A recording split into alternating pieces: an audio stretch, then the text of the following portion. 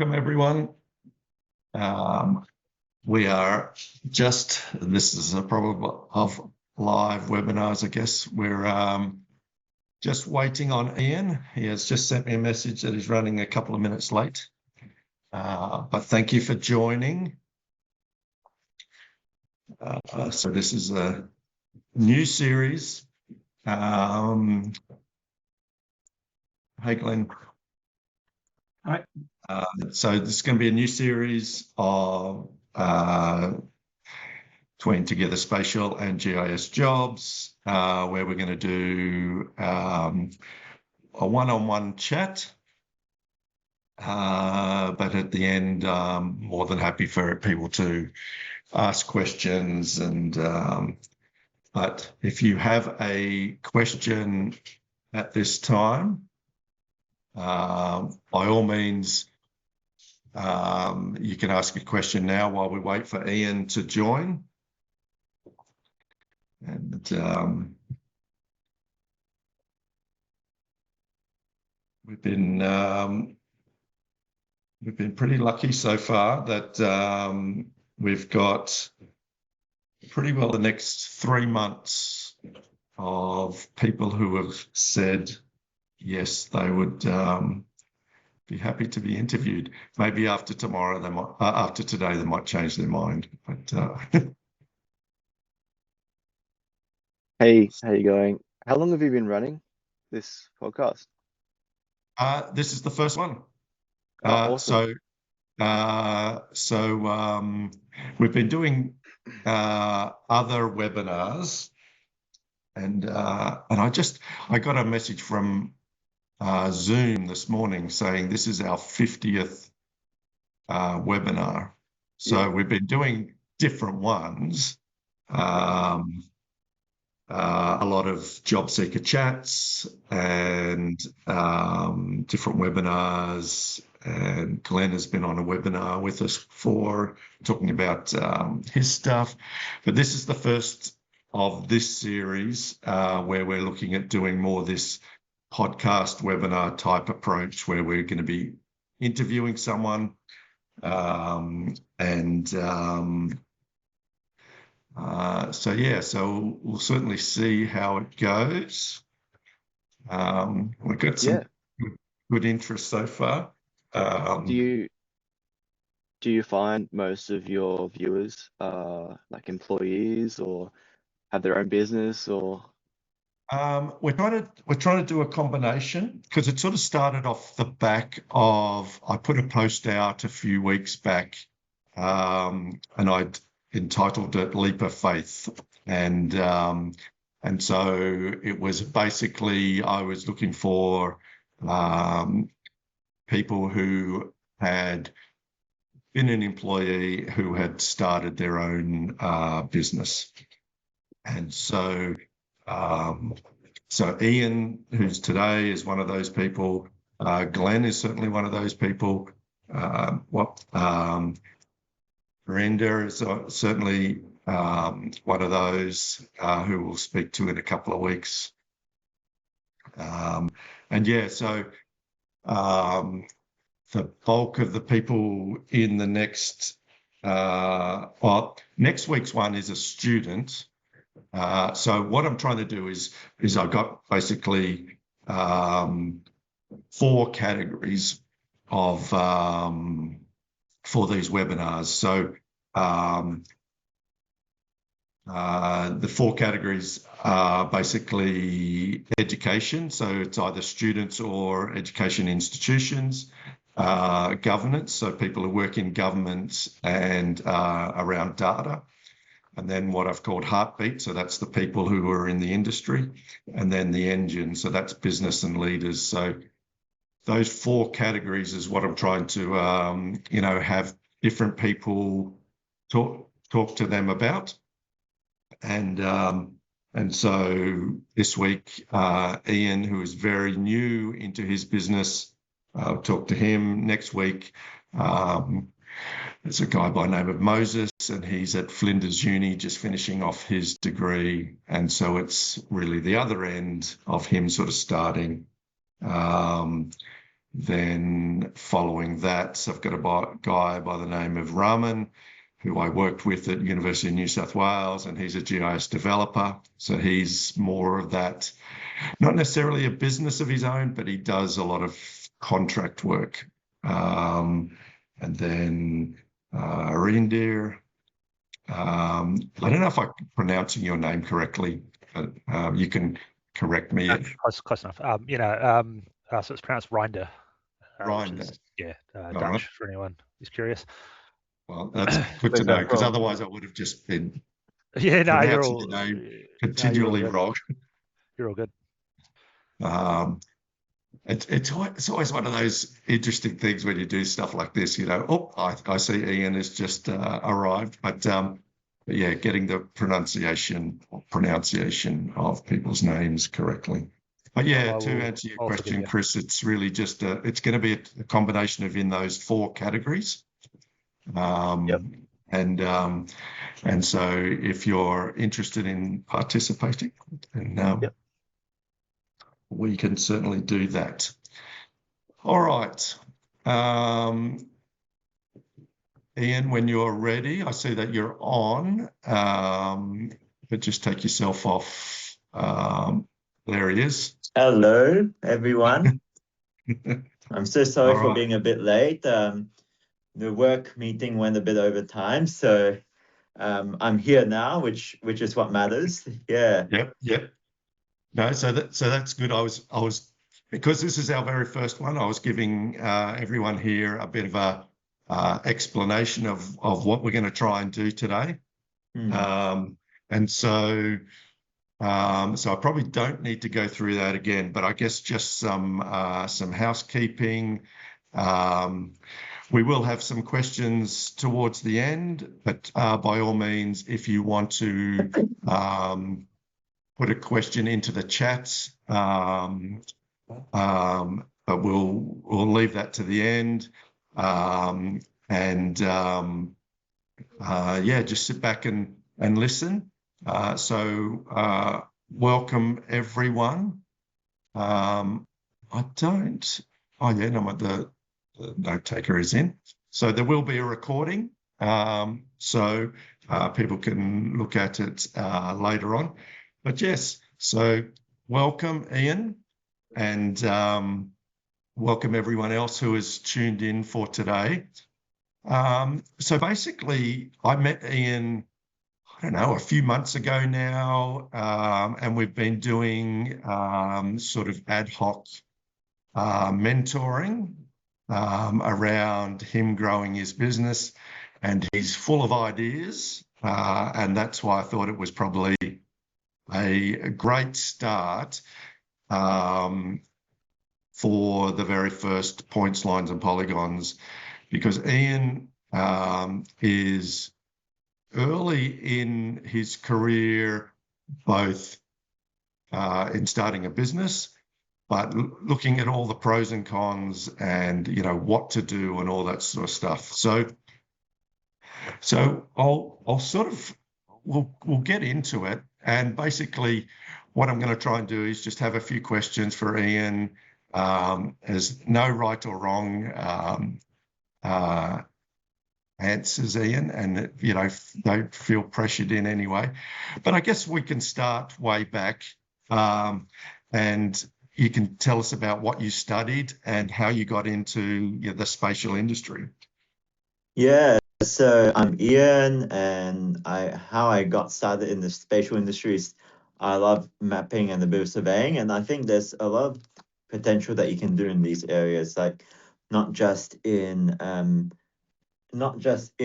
the cartography or the spatial analytics per se, but also being able to innovate the engineering industries, the water industries, and also looking at environmental industries. So it's not just about mapping, it's really about how we can digitize the terrain and what we can actually do to make a difference to businesses in particular, like being able to find where the best place for a business would be, where there's not as much competition, or things like drone mapping, where you can capture buildings with 3D modeling, etc. And so when you were doing your studies, so if we go right back, what were some of the things that you really enjoyed at your uni times, and what made you want to sort of, I guess, stay in the spatial industry?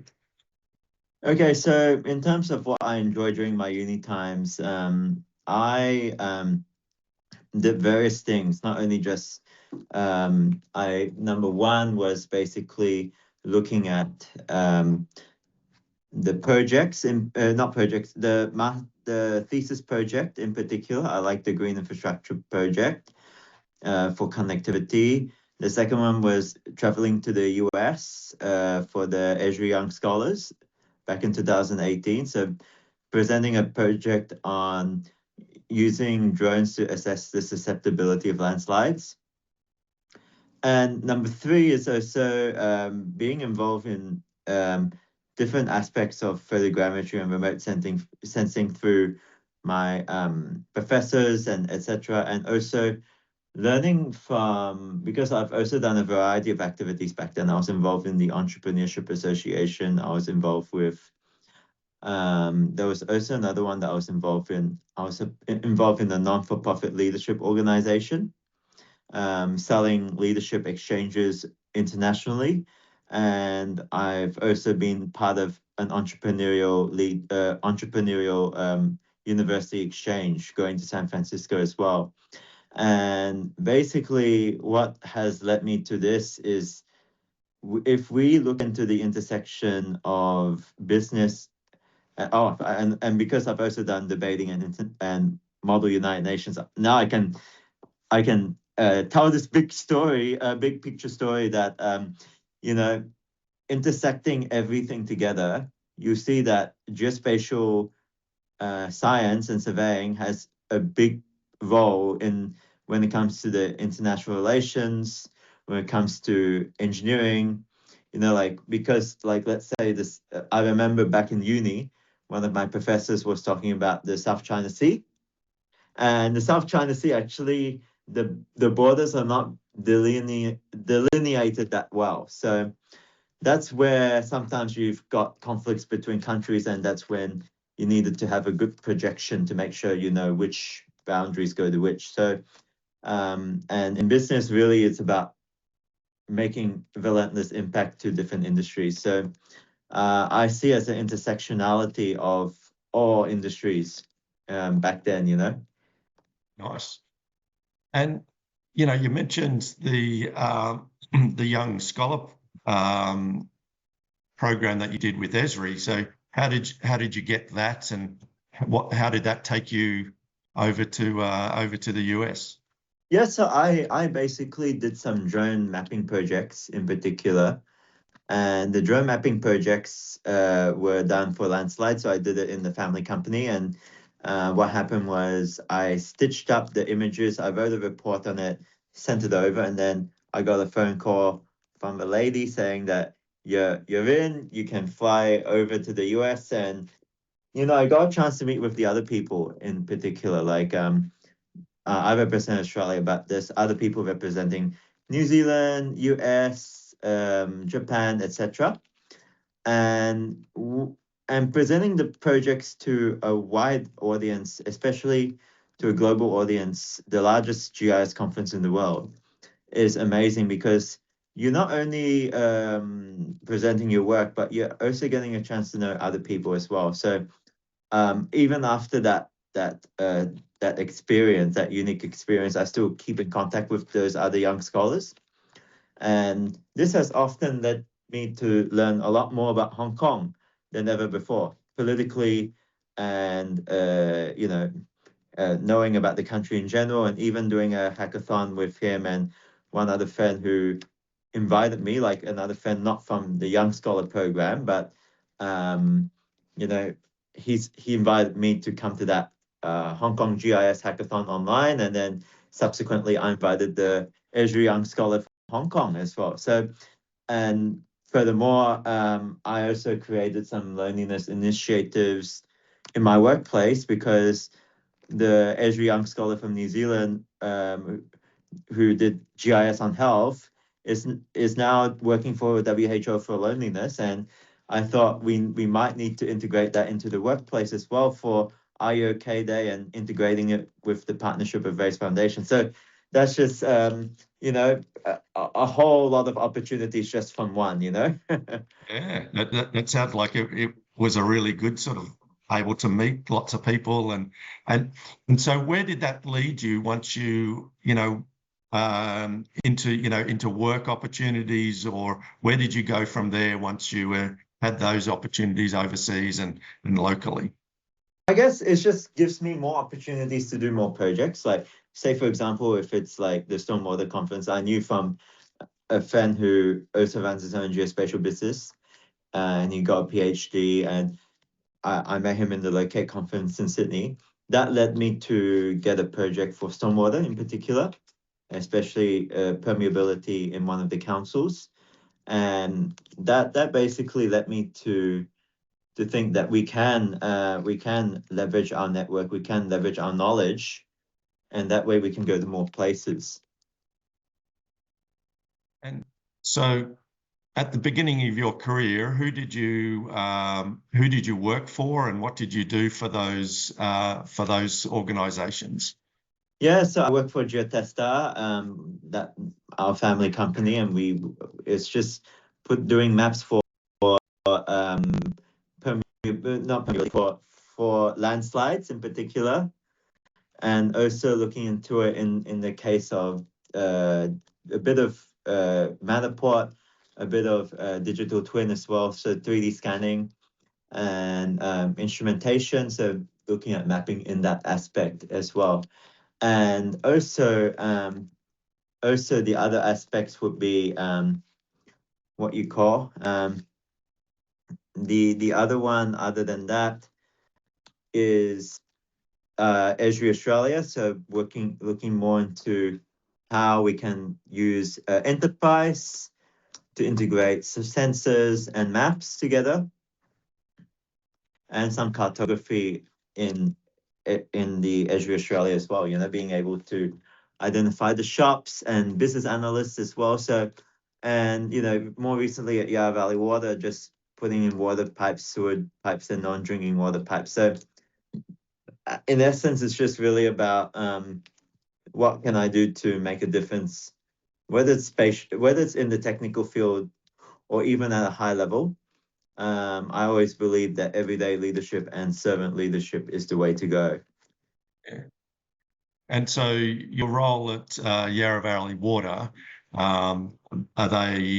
they're obviously an Esri environment, and so what sort of projects do you work on there? You sort of touched on some of those in terms of what's been your role there? Okay, so just to clarify, I worked for Esri Australia before I worked for Yarra Valley Water.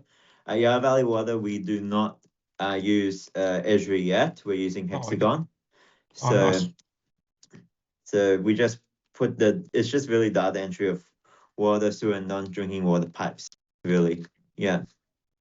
And have you found that you know, going from one software to another has been fairly easy to pick up? You know, I say it to a lot of people, you know, if they're using sort of open source or they're using another. So obviously, if you've worked for Esri and then you've gone to, you know, Yarra Valley and using Hexagon, they're different pieces of software, but it's essentially the same, you know, underlying points, lines, and polygons. So yeah, that's right. So just being able to look into, I reckon the software is adaptable once you get used to it, and you just be able to think. I always think strategically before I actually do the work, or I do my research before, because I do say that I mean, software is one thing, but it's really about strategizing how you get to the outcome, really.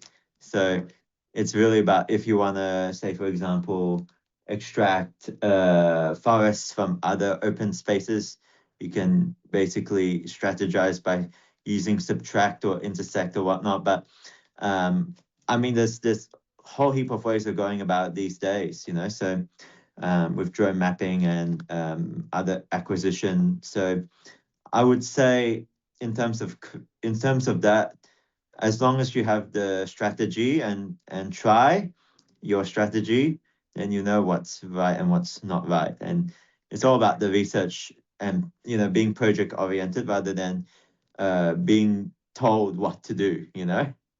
Yeah, and I do think, from like looking at what you want to achieve at the end and then working back, so that's your research and then working your way through, then it becomes not a technology solution. It becomes what are the best tools to give me the outcome that we need. Now, sometimes obviously in a workplace you're restricted into what tools you can use, but still having that end goal in mind, I think is key in everything that you've been saying. How do we get from point A to point B? What sort of analysis do we need to do? All those sorts of things. Yeah. All right. So that's been terrific. You've given us that bit of overview of where you started and a few of the roles that you've had. So what made you want to start your own business? I guess in terms of that, there's a few things. One is that there's more freedom to go wherever you want. You can create your own culture. That's one.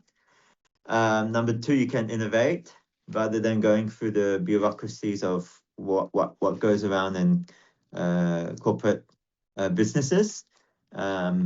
You can actually be the master of your own destiny. You can develop your own skills as you go about, and you also have opportunities to participate internationally as well. So I leverage not only just the geospatial network, but I also leverage my other business networks or conferences. So I just believe in this making a difference to people rather than it's just a job. I'm just going to clock in to start and clock in to end the day. So I'm not really that kind of person. I'm actually more of the kind of person that is like, how can we help people do better things than what they did before? So whether it's empowering maybe future employees or maybe whether it's empowering different industries as well, like with stormwater or with digital infrastructure. Like the world is really your oyster when it comes to doing business, and you can work with people not just in Australia but also in Asia as well, and you can learn from each other's countries as well. So there's number one, business strategy where you make a difference. Number two is the international diplomacy. And number three is basically seeing how you can help each other, because it shouldn't be just helping Australia itself. It should be helping the world, really. Yeah.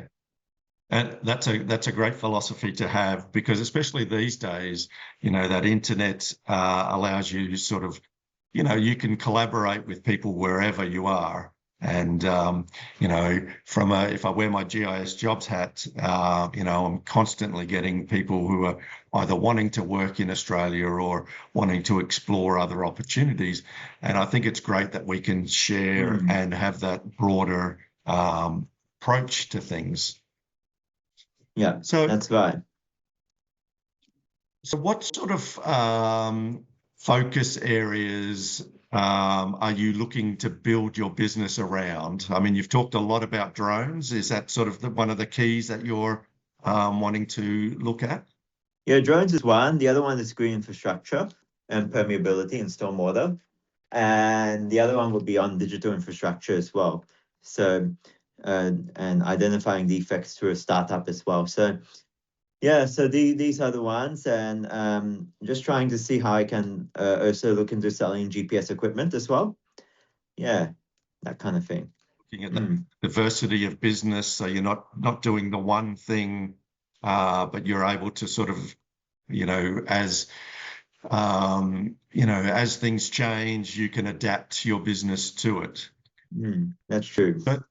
So how did you how did you get into the drone flying side of your business? Is that something that you've always had an interest in, or it was stemmed from your university side of things, or?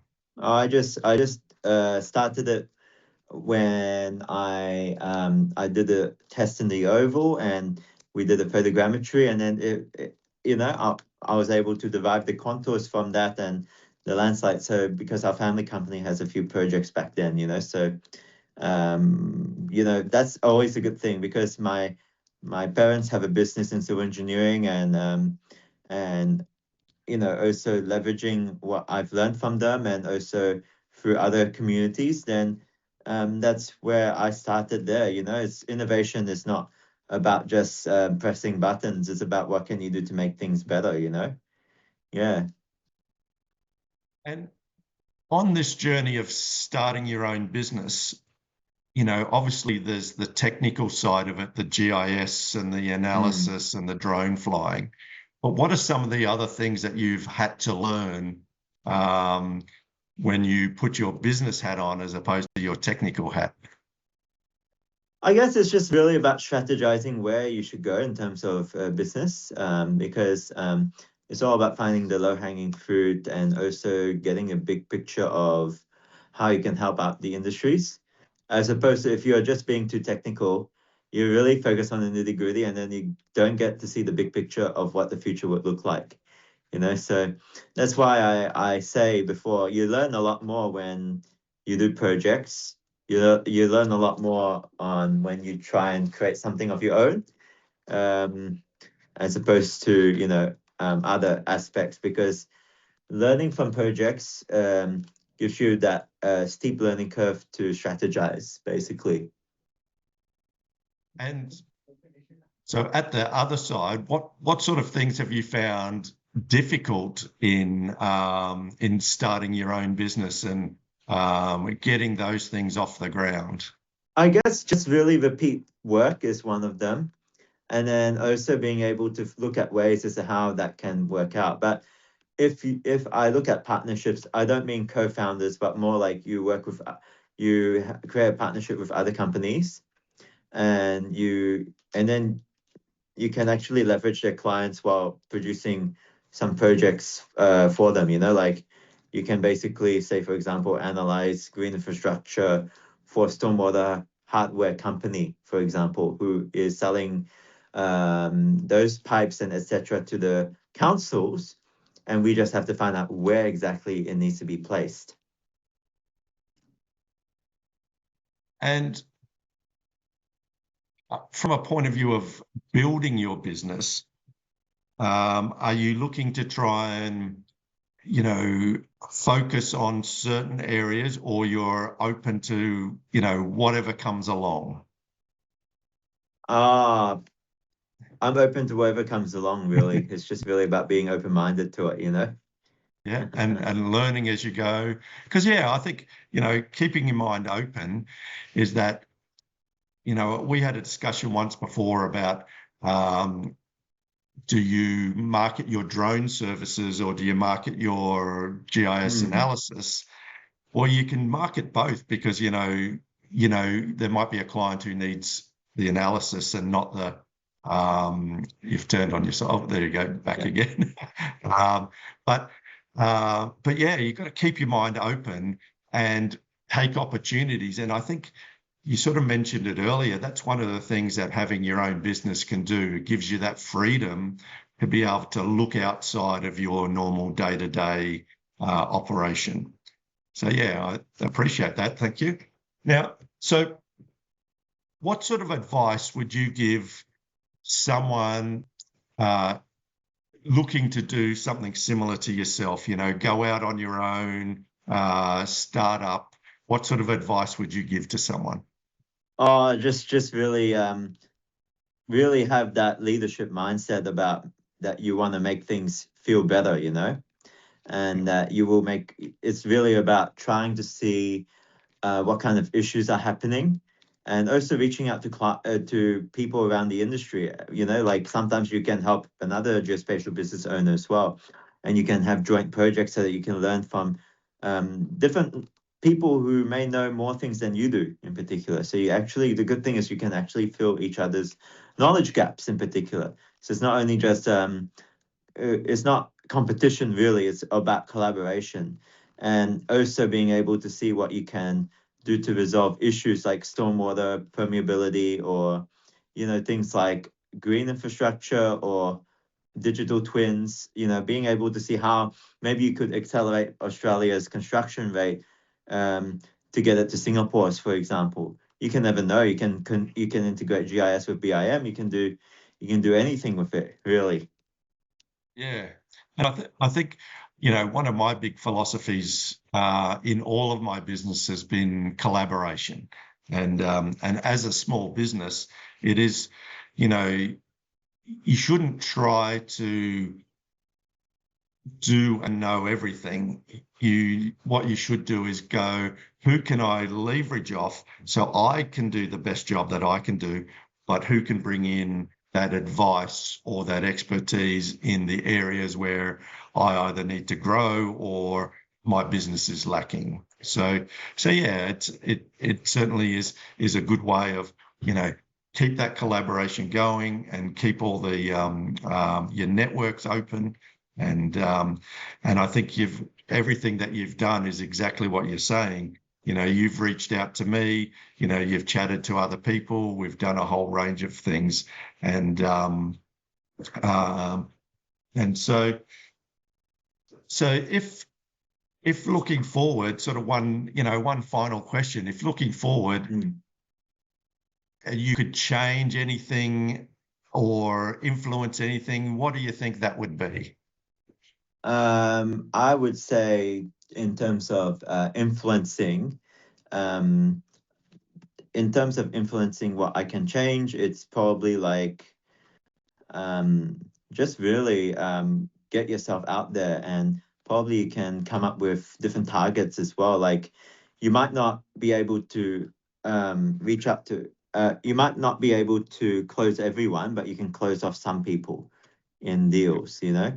But really, I would say that there's no such thing as inverted commas busy, because if people want to see you, they'll come and see you, really, because at the end of the day, we are all socially connected with each other. So whether it's strangers or if it's just people that you already know of, you know, because really at the end of the day, even before, like, let's say in high school, you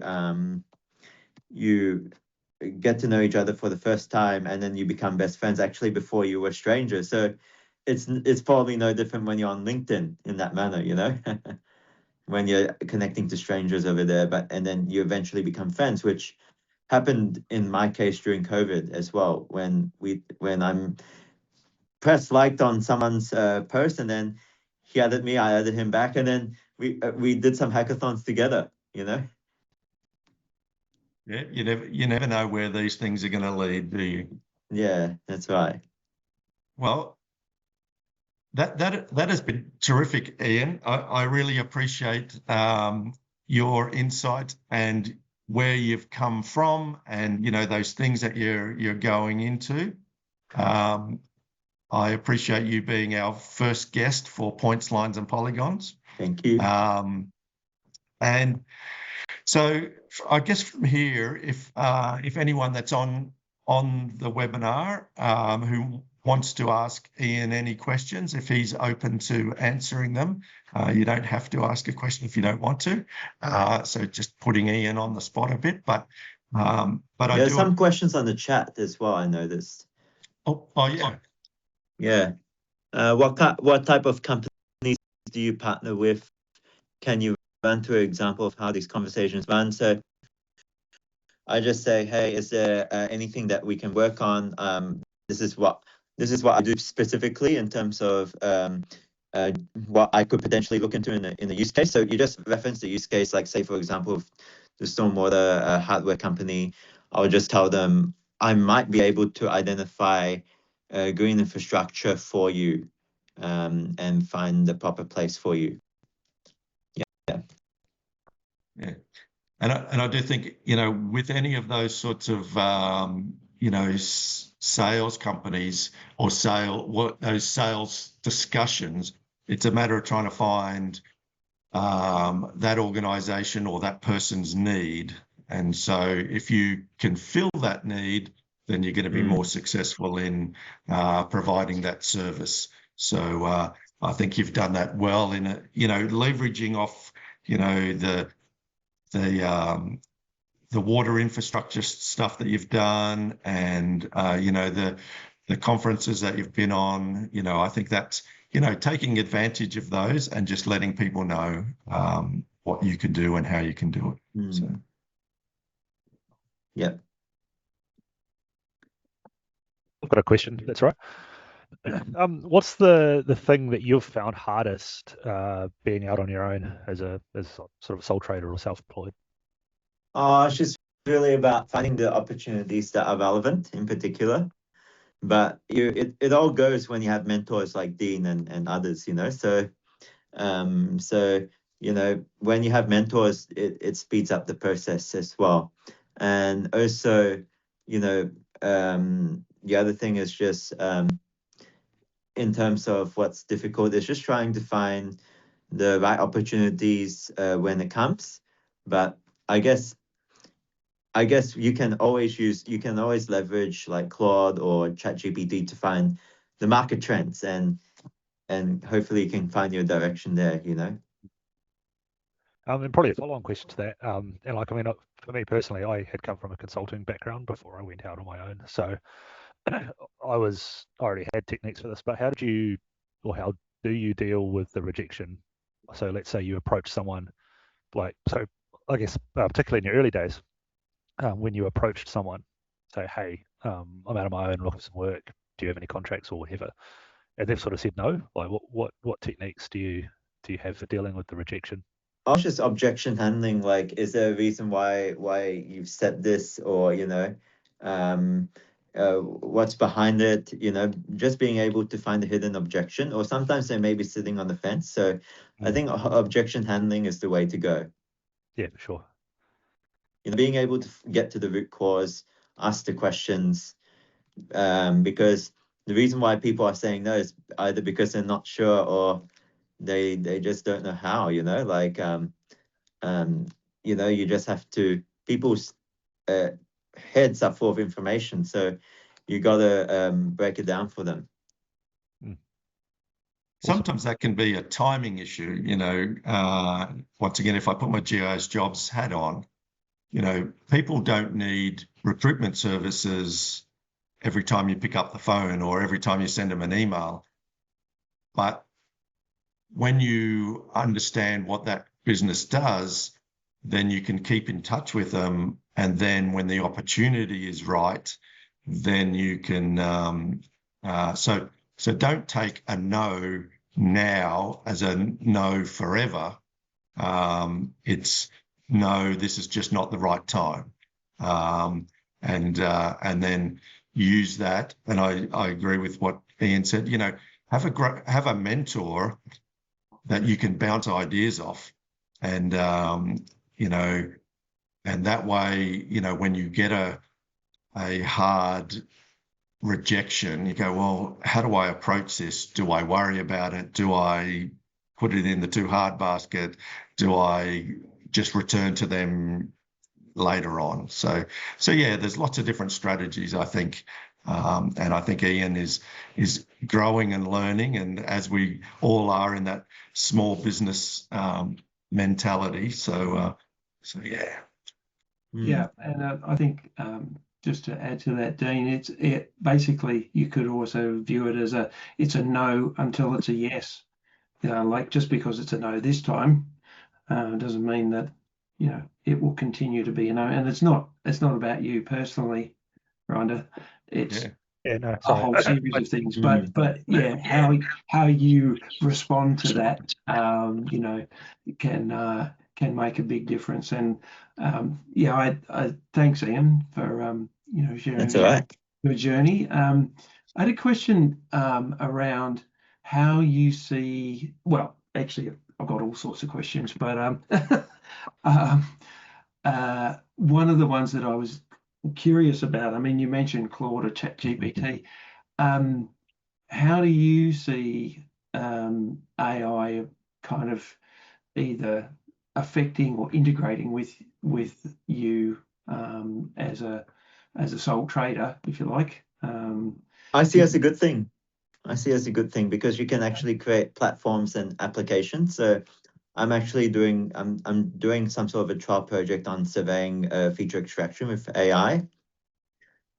So that's what I'm actually doing at the moment. So being able to create the platform, and it actually generates the Python code for you too. So I think these days it's like, you know, like a floppy disk turning into a CD, then turning into a USB, and then now it's cloud. So it's probably, in that analogy, it's applied to that, you know? We're back in the floppy disk stage, I suppose, with AI. Oh, yeah. Yeah, and just an observation, particularly around the conversation we were having with partnerships and things. I think, from my perspective and my experience, is it's also about knowing yourself and the way that you operate in the world and the way that you kind of either land with people or the way that people experience you can make a huge difference to the way in which a partnership is actually able to kind of either flourish or it's like, well, yeah, maybe not. Yeah, that's true. Yeah. So knowing the way in which you operate under stress, for example, what kind of things do you tend to display or show to others?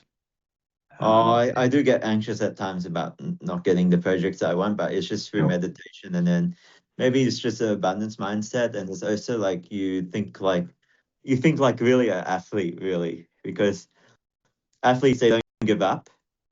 They actually keep trying even though they lost a game, you know. So I think there's that aspect as well, you know. Yep.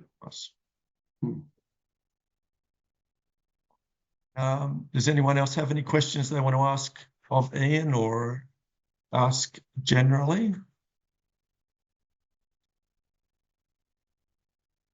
Oh, no, that is terrific. I really appreciate it, Ian. And I'm sure we'll chat plenty more times as you need. But I thank everyone for attending today. And so next week, same time, 12 o'clock Eastern. And we're talking to Moses Ongusu, who's a GIS student at Flinders Uni. So we're talking more at totally the opposite end next week. Someone just starting out in their career and where he wants to go from here. So that's next week, and we've got a few great people lined up over the coming couple of months. But yeah, I do appreciate everyone who's tuned in. I'll put the recording up shortly.